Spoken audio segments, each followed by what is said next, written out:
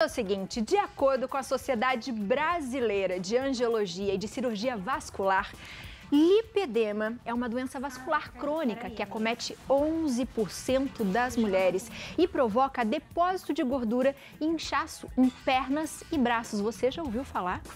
Não? Para falar sobre esse assunto, eu recebo aqui na nossa casa o ginecologista e obstetra, Dr. Fabiano Serra. Doutor, seja bem-vindo à nossa casa. Obrigado, Abi. Sempre um prazer estar aqui com vocês. Prazer é todo nosso. Doutor, quando eu vi sobre o assunto, eu falei que legal, porque eu mesmo fiquei sabendo faz pouquíssimo tempo sobre o que era. E eu queria que o senhor explicasse para as pessoas o que é o lipedema. Mas olha que bacana, Abi. Primeiro a gente tem que saber que lipedema é uma doença que entrou no Código Internacional de Doenças esse ano. Então, até então, ele não era caracterizado como doença. Então, é uma doença super recente, que significa uma doença do tecido adiposo, do tecido gorduroso, principalmente das mulheres, tá? Então, o que acontece? As células de gordura, elas se acumulam em lóbulos de gorduras. E esses lóbulos, eles ficam hiperplásicos, ficam grandes demais. E quando esses lóbulos ficam grandes demais, eles produzem mais ácido hialurônico. E o ácido hialurônico aumenta a absorção de água para esses tecidos. E com isso aumenta um processo inflamatório nessas células de gordura que, com o passar do tempo, vai fazendo com que haja lesão de tecido gorduroso mesmo, aumentando o processo inflamatório, mas também lesa os vasos sanguíneos, os nervos e os vasos linfáticos. Então, sabe aquela mulher, Abi, que tem dificuldade de emagrecer, de perder aquela gordura das pernas, principalmente? Às vezes acomete nos braços, mas é principalmente das pernas. Então, quando a gente olha, é aquela mulher que fica magra, trinca o abdômen, mas a perna continua ali, gordinha, não consegue perder aquela gordura das pernas. E um dado interessante pra gente falar que é lipedema é que o tornozelo, ele faz como se fosse um garrotezinho, é como se tivesse um aperto ali, porque o pé não tem a mesma gordura que tem nas pernas. Então o pé fica magrinho e as pernas gordinhas. Então às vezes faz aquela gordurinha na dobra do joelho, faz aquele garrotezinho no tornozelo. Então o lipedema é isso. E com esse processo inflamatório, essa mulher pode apresentar manchas roxas na perna. Então onde encosta fica muito sensível, a perna é pesada, cansada. Com o passar do tempo e a evolução e a progressão do lipedema, o que a gente pode observar também é um aumento de edema, de inchaço desses membros. Então, o último estágio do lipedema, que é o estágio mais grave, as mulheres têm também inchaço, por exemplo, dos pés. E doutor, me desculpa a ignorância, mas existe uma falta de equilíbrio também por isso? Porque o pé fica fininho e ele está suportando... É pesado, não é? Existe. Isso inclusive, esse é um dos critérios diagnósticos, né, Abi? É aquela mulher que tem um corpo desproporcional. Então, você olha, em cima ela é super magrinha, embaixo ela tem aquela perna bem avantajada. Né? Então, você olha e às vezes faz nodulações. Em estágios mais avançados, a gente observa nodulações, que são essas cicatrizes do processo inflamatório na gordura. Então, se a gente passa a mão numa pessoa que tem obesidade, que não tem lipedema, a gente sente uma gordura lisa, macia. Se a gente passa a mão numa mulher que tem lipedema, a gente sente nodulações, como se fosse desse processo cicatricial. Doutor, vamos falar mais sobre esse assunto, mas a gente tem um depoimento bem especial. Léo, conta pra gente, a gente tem uma história aí? É isso aí, gente. Ó, a telespectadora Gabriela, de 41 anos, sabe muito bem o que é conviver com essa doença. Ela gravou um depoimento pra gente, contando como foi receber o diagnóstico. Em 2019, olha, é um tratamento que ela vai contar da ONG que ela trabalha, várias mulheres que elas ajudam nessa ONG, e é muito interessante, tá bom? Dá uma olhadinha aí. Oi, meu nome é Gabriela, eu tenho 41 anos e eu tive diagnóstico de lipedema em 2019. Antes disso, eu nunca tinha escutado essa palavra, apesar de ser farmacêutica. Meu marido colocou na internet minhas reclamações e apareceu lipedema. Nossa, foi assustador.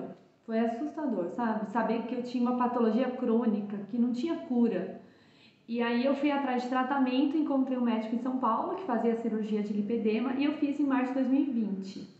Foi retirada a gordura de toda a minha perna e de lá pra cá, meus sintomas praticamente desapareceram. Eu não tenho mais cãibra, roxo frequente eu não tenho, aquele peso, a desproporção eu não sinto. E o que aconteceu? Eu acabei indo pra internet divulgar essa patologia que é tão desconhecida até no meio médico. E conheci diversas mulheres. E hoje eu sou diretora de uma ONG que presta assistência para mulheres com lipedema, uma ONG idealizada pelo Dr. Fábio Kamamoto, que foi o meu cirurgião plástico. e divulgar, né? Divulgar para que mais gente conheça essa patologia. E agradeço vocês estarem falando desse assunto. Agradeço de coração. Doutor, já vou emendar uma pergunta aqui. Varizes tem alguma coisa a ver com esse tema também? Porque atinge quase 50% das mulheres, né? E eu sei que a doença do cozinheiro também. A gente trabalha muito tempo em pé. Queria que o senhor explicasse um pouquinho pra gente também. Léo, são etiologias diferentes, né? As varizes são insuficiências vasculares mesmo, então são doenças completamente diferentes que muitas vezes o vascular acaba fazendo o diagnóstico. Porque, querendo ou não, o lipedema ainda é muito difundido no meio dos vasculares. Então, hoje, outros médicos têm aberto, inclusive a gente montou um board científico em que a gente tem uma equipe médica interdisciplinar, em que a gente selecionou um médico de cada especialidade e eu faço parte da GO para a gente conversar sobre o tema e aprender um pouco mais, sabe? Porque realmente é um tema que demanda ainda muitos estudos, demanda descobrirmos etiologias e tratamentos. Porque hoje a gente tem tratamento, obviamente, tem tratamento clínico, mas nenhum tratamento é completamente efetivo, né? Então a gente sabe que a lipoaspiração, muitas vezes, vai ser a solução para algumas dessas mulheres. Porque tirar o tecido gorduroso doente, às vezes, é a solução do problema. Mas a gente tem que saber como prevenir e como melhorar também, né, Abi? Com certeza. Eu, como ginecologista, por exemplo, eu tenho um papel muito importante na mulher que chega querendo a primeira pílula anticoncepcional, ou na mulher que vai engravidar, ou que vai submeter uma técnica de reprodução assistida, porque os gatilhos para o aparecimento do lipedema são justamente essas fases de oscilação hormonal da vida da mulher. Então, a puberdade, o uso de anticoncepcional, a gravidez, ou a técnica de reprodução assistida, ou até mesmo a menopausa. Então, tudo isso é gatilho para que essa mulher comece a desenvolver o lipedema. E explicar que essas mulheres, quando elas engordam, dificilmente elas vão voltar a ter a perna de novo como era se elas emagrecerem de novo. É como se a cada vez que elas engordassem, emagrecessem, essa perna fosse ficando cada vez maior. Tem um exemplo na tela. Boa, a gente vai colocar. Doutor, e sabe o que eu fiquei pensando? O senhor falou agora assim, tem como prevenir. Mas existe, de repente, a hipótese da mulher, sei lá, ter a primeira menstruação e ela começar já a sentir isso, como é muito novo, né? Existe alguma forma disso já ter acontecido, mesmo se ela não teve alguma consulta médica antes ou não? Como que ele desenvolve? Existe, simplesmente por essa fase de oscilação hormonal, por algum motivo. Então, se a mulher não tem ciência e o médico não conhece, ela vai desenvolver a doença ad eterno, não vai saber o que está acontecendo, né? E de repente vai estar no estágio 4 lá, que são estágios mais raros, estágios graves, né? Em que o lipedema sobe, inclusive para a região abdominal, que não é frequente, né? Que é um estágio bem avançado. Mas se você olhar no estágio 1 e no estágio 2 ali, que é o mais comum da gente encontrar, tá, Abi? Se você olhar, olha aquela gordurinha da dobra do joelho, olha o tornozelo que tem um garroteamento. Você vai lembrar de muitas mulheres que têm esse padrão de corpo. E essas mulheres, elas têm a perna cansada, elas têm dor, elas têm dificuldade de caminhar, elas têm facilidade de ficar com as pernas roxas e, às vezes, até um pouquinho de inchaço no final do dia. Fora a estima, doutor. Fora a autoestima. Ela não vai gostar de usar uma saia, de repente, algumas roupas ir pra praia, ela vai se incomodar. É isso mesmo, Abi. E vai se desenvolvendo, ele vai aumentando. E vai se desenvolvendo, e é algo que não tem retorno.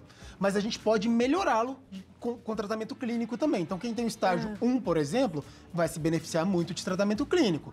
Né? Então, o tratamento clínico, o que a gente pode fazer? Dieta anti-inflamatória, que a gente fala tanto, né? Que legal. Então, evitar farinha branca, evitar açúcar, evitar álcool, e dentre várias outras coisas que a gente conhece, se vocês digitarem na internet dieta anti-inflamatória, vocês vão achar um punhadão de coisas, né, do que fazer. Evitar laticínios, glúten, tudo isso tem um componente inflamatório.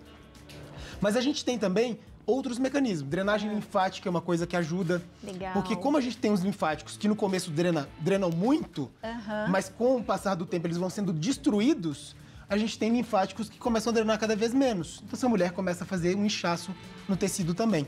Então, drenagem linfática também pode ajudar. E aí, praticar exercícios físicos, que é o que a gente fala sempre, né, Abi? E casos mais graves, como principalmente o grau 2, 3 e 4 ali, podem precisar de cirurgia de lipoaspiração. Daí seria uma lipoaspiração. Seria uma lipoaspiração. É uma cirurgia complicada, como é no restante do corpo, doutor, ou não? Ela é um pouco mais simples? Não, é uma cirurgia de lipoaspiração que existem umas técnicas diferentes, né? Porque ali o objetivo também é poupar os vasos linfáticos, a gente não quer que destrua mais vasos linfáticos.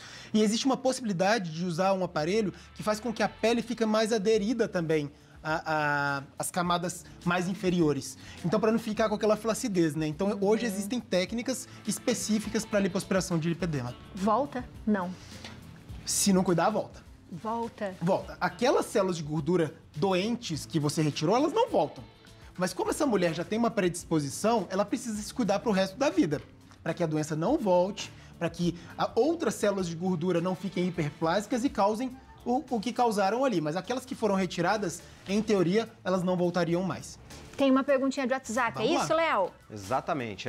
Na verdade, perguntando a respeito, doutor... Isso aqui, agora tá aqui. Bom, boa tarde, doutor. A nossa alimentação pode interferir na evolução da doença? Falando do açúcar, né, dos embutidos, né, que se prejudica bastante com a doença também, né? Com certeza, Léo, com certeza, Silvana. Aquilo que eu acabei de te dizer, alimentos anti-inflamatórios são muito importantes na prevenção e no controle da doença, né? Então, evitar farinha branca, açúcar, café demais, álcool, glúten, laticínios em excesso, gorduras em geral, tudo isso vai ajudar, porque são alimentos mais inflamatórios. E o que a gente busca é uma alimentação... Eu sempre brinco, aquela dieta mediterrânea, que todo mundo comenta que é uma dieta saudável, é essa dieta que geralmente a gente preconiza. Não tem muitos estudos que falam sobre isso ainda, Abi, mas a gente sabe que a dieta mediterrânea pode contribuir porque ela tem esse fator anti-inflamatório.